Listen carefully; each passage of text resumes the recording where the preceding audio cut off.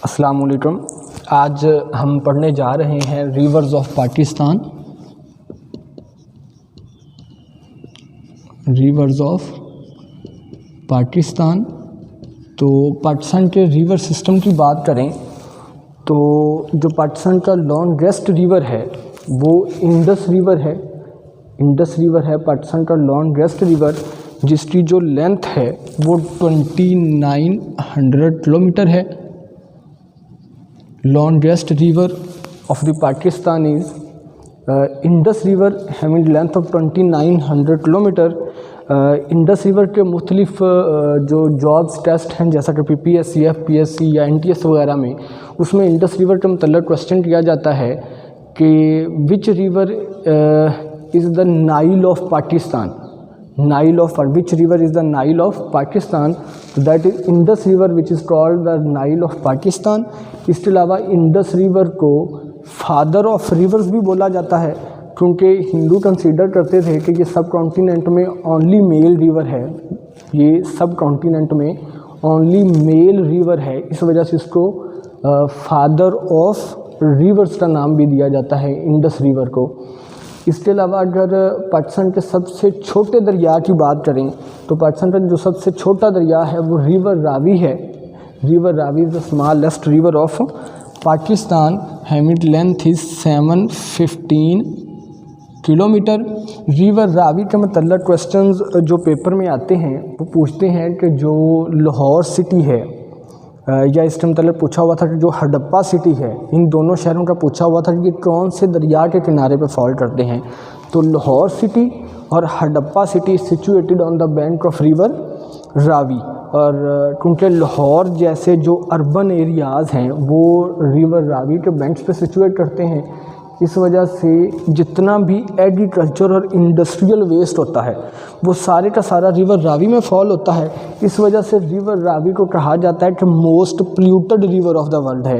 ये last time PPSC में के पेपर में क्वेश्चन आया हुआ था कि most polluted river of the Pakistan कौन सा है, तो river Ravi is the most polluted river of Pakistan. अगर इंडस रिवर की ट्राइब्यूटरीज़ की बात करें तो इंडस रिवर के ईस्टर्न साइड पे झेलम, चनाब, रावी, सतलुज और ब्यास दरिया आते हैं, जो कि ईस्टर्न रिवर कहलाते हैं, ईस्टर्न ट्राइब्यूटरीज़ कहलाती हैं इंडस रिवर की। और अगर इसकी वेस्टर्न ट्राइब्यूटरीज़ की बात करें इंडस रिवर की तो उसमें स्वात रिवर है, पंजकोरा रिवर है, टुनार रिवर है, हुंजा, कोहाट रिवर, काबुल रिवर, कुरम, टोची और गोमल रिवर, ये इनकी ट्रिब्यूटरीज़ बनाती हैं इंडस रिवर की, अल्टीमेटली फॉल करती हैं इंडस रिवर पे। अगर हम पाकिस्तान के रिवर्स की बात करने जा रहे हैं तो हमें यहाँ पे इंडस वाटर ट्रीटी भी डिस्कस करना पड़ेगा। इंडस वाटर ट्रीटी, ये इंडस वाटर जो ट्रीटी है या जिसको सिंतास मुआहिदा कहते हैं, सिंतास मुआहिदा जिसको बोला जाता है इंडस वाटर ट्रीटी को, ये बेसिकली साइन हुआ था 19 सितंबर 1960 में साइन हुआ था। ये पूछा जाता है कि किस शहर में साइन हुआ था ये इंडस वाटर ट्रीटी, तो ये कराची में साइन हुआ था। फिर पूछा जाता है पेपर में कि ये किन के दरमियान साइन हुआ था, तो इंडस वाटर ट्रीटी साइन हुई थी between India and Pakistan. India की तरफ से इंडियन प्राइम मिनिस्टर था जो जवाहरलाल नेहरू था, जवाहरलाल नेहरू। और पाकिस्तान की तरफ से था Pakistani president field marshal Ayub Khan. इनके दरमियान इंडस वाटर ट्रीटी हुई थी। और इंडस वाटर ट्रीटी बेसिकली ये है वाटर डिस्ट्रीब्यूशन ट्रीटी, इसको हम कह सकते हैं इंडस वाटर ट्रीटी को, जिसकी जो ब्रोकर था, जो जिसने सालसी का किरदार अदा किया था, ये पेपर में पूछा जाता है कि इंडस वाटर ट्रीटी में आर्बिट्रेरी ये सालसी का किरदार किसने अदा किया, तो वो वर्ल्ड बैंक था, जिसने इंडिया और पाकिस्तान के दरमियान ये ट्रीटी करवाई। और इस ट्रीटी के अंदर ये तय पाया गया कि जो ईस्टर्न 3 दरिया हैं, जो 3 ईस्टर्न रिवर हैं, जिसमें सतलुज, ब्यास और रावी आता है, इनके पानियों का कंट्रोल दिया गया इंडिया के अंडर। और जो 3 वेस्टर्न रिवर्स थे, जिसमें चिनाब, झेलम और इंडस रिवर आते हैं, इसका कंट्रोल दे दिया गया पाकिस्तान के अंडर। ये इंडस वाटर ट्रीटी थी। Indus water treaty is basically water distribution treaty, जिसके तहत ये तय पाया कि जो 3 ईस्टर्न रिवर हैं, सतलुज, ब्यास और रावी, इनके पानी का कंट्रोल जो है ये इंडिया के अंडर कर दिया गया। और चिनाब, झेलम और इंडस का जो पानी था, उसका कंट्रोल जो था वो पाकिस्तान के अंडर किया गया। 19 सितंबर 1960 को कराची में ये ट्रीटी साइन हुई और इंडिया की तरफ से प्राइम मिनिस्टर जवाहरलाल नेहरू था और पाकिस्तान की तरफ से अयूब खां था। और आर्बिट्रेरी का जो रोल था वो प्ले किया था वर्ल्ड बैंक ने इंडस वाटर ट्रीटी में। अच्छा, अब हम थोड़ा सा आगे चलें तो हम बात करेंगे बारी बारी हर दरिया की, और उस दरिया के मतलब जो क्वेश्चंस पीपीएससी में या एफपीएससी में या बाकी जो जितने भी गवर्नमेंट या जॉब से टेस्ट होते हैं उसमें जो किया जाता है। तो हम आज पहले डिस्कस करते हैं इंडस रिवर को, जो कि पाकिस्तान का सबसे बड़ा दरिया है। इंडस रिवर की हम बात करने जा रहे हैं। तो इंडस रिवर या दरियाए सिंध जिसको बोला जाता है, ये पाकिस्तान का सबसे बड़ा दरिया है, जिसका हमने कहा कि इसको नाइल ऑफ पाकिस्तान भी कहा जाता है, इसको फादर ऑफ रिवर्स भी बोला जाता है इंडस रिवर को। और इसके और भी बहुत से नाम हैं, जैसे इसको सिंधु भी बोला जाता है, अबासीन भी बोला जाता है, प्रीवियस टाइम में एंशिएंट टाइम से स्टर्दू रिवर भी बोला जाता था। और इसकी जो लेंथ है वो 2900 किलोमीटर है। इसके मतलब जो क्वेश्चंस किए जाते हैं अगर उनको डिस्कस करें तो पूछा जाता है, अच्छा दरिया जितने भी हैं उनका एक सोर्स होता है और एक माउथ होता है। जितने भी दरिया होते हैं उनका एक सोर्स होता है। सोर्स का मतलब ये होता है कि दरिया जो है ये कहाँ से निकल रहा है, और एक माउथ होता है। माउथ का मतलब होता है कि दरिया कहाँ पे एंटर हो रहा है, दरिया कहाँ पे एंटर हो रहा है। तो अगर हम इंडस रिवर के सोर्स की बात करें तो चाइना में एक रीजन है, ऑटोनोमस रीजन है, जिसका नाम है तिब्बत। चाइना में एक ऑटोनोमस रीजन है जिसका नाम है तिब्बत, और तिब्बत में एक पहाड़ है जिसका नाम है माउंट कैलाश, जिसका नाम है माउंट कैलाश, कैलाश माउंटेन। इस माउंटेन कैलाश में एक झील है जिसका नाम है lake Mansarovar, lake Mansarovar. Lake Mansarovar is basically a source of Indus river where its originates. और लेक मनसरोवर जो कि माउंट कैलाश में है, और माउंट कैलाश जो कि है चाइना का, पीपल्स रिपब्लिक ऑफ चाइना का ऑटोनोमस रीजन है, तिब्बत जिसको हम बोलते हैं, ये उसमें फॉल करती है झील लेक मनसरोवर। इंडस रिवर वहाँ से निकलता है, और निकलने के बाद ये हमने प्रीवियस लेक्चर में लद्दाख के बारे में पढ़ा था कि कश्मीर का वो हिस्सा, वो 19% हिस्सा कश्मीर का जो कि चाइना के कंट्रोल में है, उसको लद्दाख रीजन बोलते हैं। क्या रीजन बोलते हैं? लद्दाख रीजन। तो ये लेक मनसरोवर से निकलने के बाद लद्दाख में आता है। लद्दाख से ये पाकिस्तान में गिलगित बल्तिस्तान में ये एंटर हो जाता है। गिलगित बल्तिस्तान में ये जाके जहाँ पे फॉल करता है, गिलगित बल्तिस्तान में डिस्ट्रिक्ट आता है जिसका नाम है एस्तोर डिस्ट्रिक्ट। एस्तोर डिस्ट्रिक्ट के नज़दीक एक पहाड़ी चोटी पाई जाती है जिसका नाम है नांगा पर्वत। नांगा पर्वत।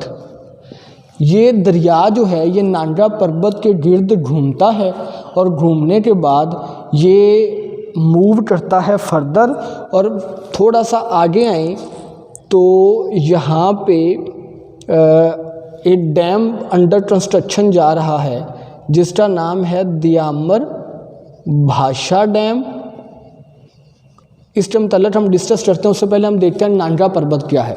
नांद्रा पर्वत बेसिकली वर्ल्ड की 9th हाईएस्ट पीक है।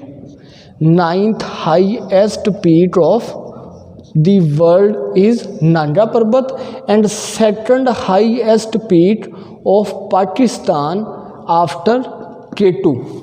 पाकिस्तान की बात करें तो पाकिस्तान में जो नांद्रा पर्वत चोटी है ये पाकिस्तान की दूसरे नंबर की बड़ी चोटी है, जिसकी जो हाइट है वो 8126 मीटर है। इसकी जो हाइट है वो 8126 मीटर इसकी हाइट है नांद्रा पर्वत की। और पाकिस्तान की 2nd हाईएस्ट पीक है। फर्स्ट पे K2 है जिसकी हाइट 8611 मीटर है। और जो K2 है वो ट्राटम रेंज में आती है। जो नांद्रा पर्वत चोटी है ये हिमालयन रेंज में आती है, जिसको हम हिमालय माउंटेन रेंज या कोहे हिमालय बोलते हैं। कोहे हिमालय के मतलब सवाल पूछा जाता है कि दुनिया का लार्जेस्ट पहाड़ी सिलसिला कौन सा है। Largest mountain range of the world is Himalaya mountain range. Largest mountain range of the world is Himalaya mountain range. या इसका मतलब पूछा जाता है कि यंग फोल्डेड माउंटेन्स कौन से हैं। यंग फोल्डेड माउंटेन रेंज, तो यंग फोल्डेड माउंटेन रेंज भी कोहे हिमालय है। और कोहे हिमालय का वेस्टर्न हिमालय सिस्टम जो कि पाकिस्तान में फॉल करता है गिलगित बल्तिस्तान के अंदर, वहाँ पे एक चोटी है जिसका नाम है नांद्रा पर्वत। दरियाए सिंध इस नांद्रा पर्वत से घूमता है, घूमने के बाद डाउन स्ट्रीम मूव करता है। और नांद्रा पर्वत के मतलब कुछ और क्वेश्चंस किए जाते हैं, जैसा कि पूछा जाता है कि नांद्रा पर्वत कौन सी ज़ुबान का लफ्ज़ है। तो नांद्रा पर्वत संस्कृत ज़ुबान का लफ्ज़ है। नांद्रा पर्वत संस्कृत ज़ुबान का लफ्ज़ है जिसका मतलब है नेकेड माउंटेन। Naked mountain. नांद्रा पर्वत संस्कृत ज़ुबान का लफ्ज़ है जिसका मतलब है नेकेड माउंटेन।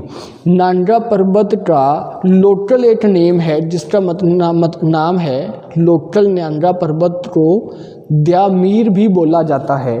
और द्यामीर का मतलब होता है king of mountain. King of mountain. नांद्रा पर्वत को लोटली द्यामीर बोला जाता है जिसका मतलब है किंग ऑफ माउंटेन। इसके अलावा नांद्रा पर्वत एक और नाम है जो अक्सर पेपर में पूछा जाता है PPSC में स्पेशली, कि किलर माउंटेन किस पहाड़ी चोटी को कहा जाता है। तो किलर माउंटेन नांद्रा पर्वत को बोला जाता है। किलर माउंटेन नांद्रा पर्वत को बोला जाता है। क्यों बोला जाता है, अक्सर इंटरव्यू में पूछ लिया जाता है कि नांद्रा पर्वत को किलर माउंटेन क्यों कहते हैं। तो इसकी दो बेसिकल रीज़न हैं। फर्स्ट तो ये है कि यहाँ पे सवियर वेदर कंडीशन है। यहाँ पे वेदर कंडीशन जो है वो सवियर है। और दूसरा यहाँ पे एवालांचेस जो हैं वो बहुत ज़्यादा आते हैं। फ्रीक्वेंट एवालांचेस हैं, स्टीप स्लोप्स हैं। और जितने भी क्लाइंबर यहाँ पे गए हैं वो तमाम के तमाम ऑलमोस्ट पेरिश्ड हो गए हैं जब भी वो इस पहाड़ी सिलसिले को उसने अबूर करने की कोशिश की है। लाइट के सबसे पहली जो एफर्ट की गई थी नांद्रा पर्वत को सर करने की वो 1895 में की गई थी। 1895 में एक ब्रिटिश एल्पाइन क्लाइंबर था। 1895 first attempt to reach the summit of नांद्रा पर्वत ब्रिटिश अल्पाइन क्लाइंबर था जिसका नाम है अल्बर्ट एफ मम्रे। इसने एफर्ट की थी, फर्स्ट अटेम्प्ट इसने की नांद्रा पर्वत को रीच करने की, लेकिन ये वहाँ पे इसकी डेथ हो गई। उसके बाद कहा जाता है कि 30 और जर्मन जो थे, जो क्लाइंबर थे, जर्मन क्लाइंबर थे, they attempted to reach the नांद्रा Parbat but they all perished due to severe weather condition and frequent avalanches. और फिर एक ऑस्ट्रियन क्लाइंबर था, ये यूरोपियन जो कॉन्टिनेंट है, यूरोप कॉन्टिनेंट, उसमें एक कंट्री फॉल करता है ऑस्ट्रिया। वहाँ का एक क्लाइंबर था ऑस्ट्रियन क्लाइंबर, जिसको हरमन बोहल, जिसका नाम है हरमन बोहल। इसने 1953 में सबसे पहले नांगा पर्वत को सर किया था। जिसने नांगा पर्वत को सबसे पहले सर किया था वो ऑस्ट्रियन क्लाइंबर था जिसका नाम था हरमन बोहल, जिसने 1953 में नांगा पर्वत को पूछ लेते हैं। अबूर द्यामिर भाषा डैम फॉल करता है between Kohistan district of KPK and Diamer district of Gilgit Baltistan. Diamer Bhasha dam fall करता है between Kohistan district and Diamer district. और द्यामिर भाषा डैम जो है, अगर इसके मतलब थोड़ी हम इंफॉर्मेशन कलेक्ट करें तो इसमें जो इंस्टॉल्ड इलेक्ट्रिसिटी जनरेशन है वो 4800 मेगावाट है। कि जब ये 2028 इसकी ओपनिंग डेट सजेस्ट की गई है, तो जब 2028 में ये ऑपरेशनल होगा तो ये हमें जो इलेक्ट्रिसिटी जनरेट करके देगा वो 4800 मेगावाट होगी। और ये जो द्यामिर भाषा डैम है ये ग्रेविटी डैम है, ये ग्रेविटी डैम है। इसके अलावा जो इसकी हाइट है वो 272 मीटर इसकी हाइट है। द्यामिर भाषा डैम की जो हाइट है वो 272 मीटर इसकी हाइट है। फिर अगर इसको देखा जाए तो कहा जाता है कि सबसे पहले 1980 में, इन 1980 सजेस्ट किया गया द्यामिर भाषा डैम को कंस्ट्रक्ट करना।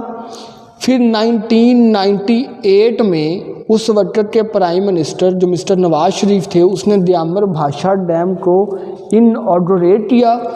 2004 में इसकी फर्स्ट फिजिबिलिटी रिपोर्ट प्रिपेयर की गई। 2008 में इसकी सेकंड फिजिबिलिटी रिपोर्ट तैयार की गई।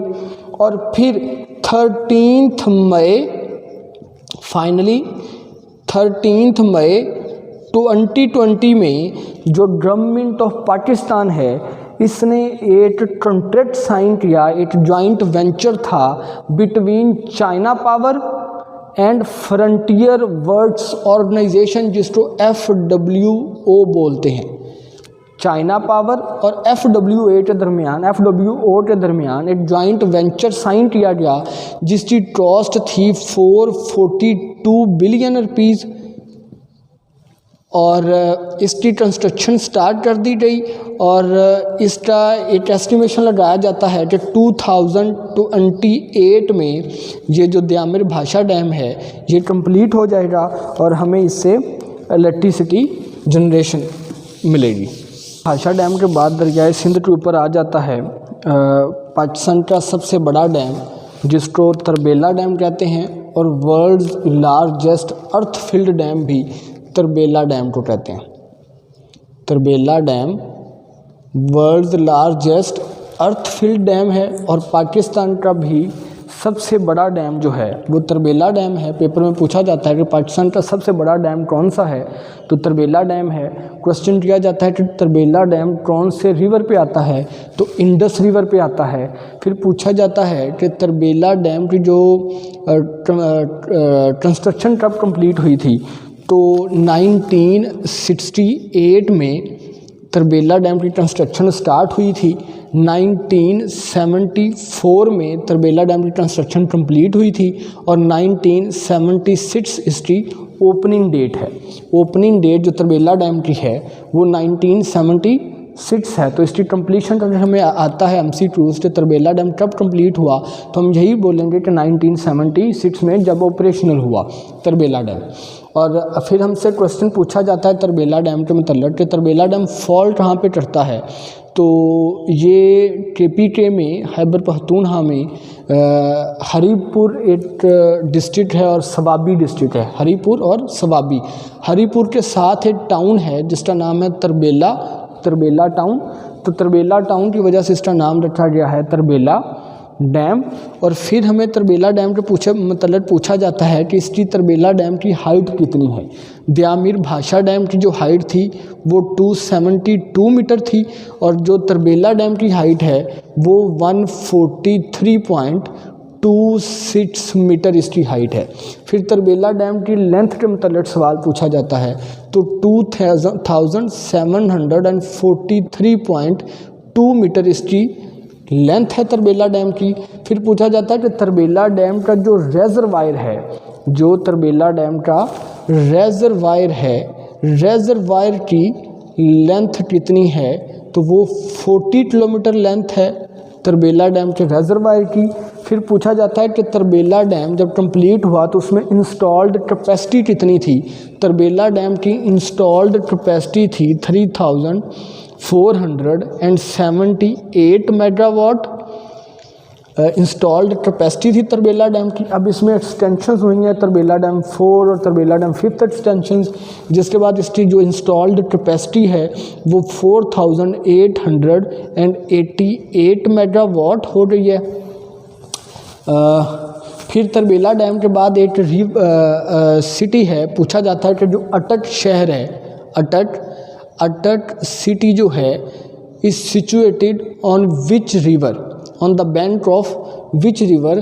तो अटक city is situated on the bank of Indus river. और अटक सिटी में एक दरिया जो है जो KPK से आ रहा है जिसका नाम है दरियाए काबुल, रिवर काबुल है।